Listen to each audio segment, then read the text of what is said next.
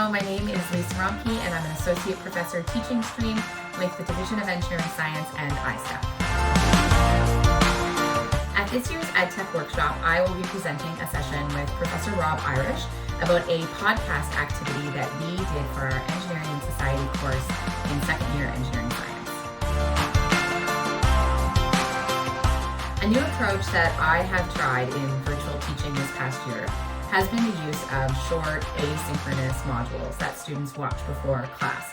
And I've actually found it to be really effective. I think students value having the opportunity to watch something so that by the time they come to class and we're all together in class, in our virtual classroom, they feel prepared and ready to participate.